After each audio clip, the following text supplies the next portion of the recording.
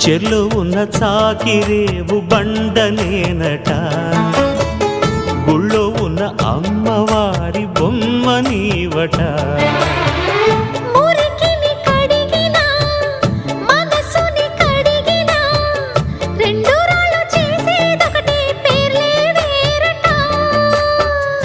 అవునో కాదో తెలియదు కానీ నువ్వు చెబుతుంటే అవునంట.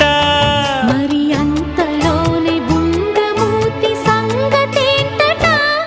నాకు తెలుసా మంచి చెడ్డ, నువ్వు చెబితే నేర్చుకుంటా.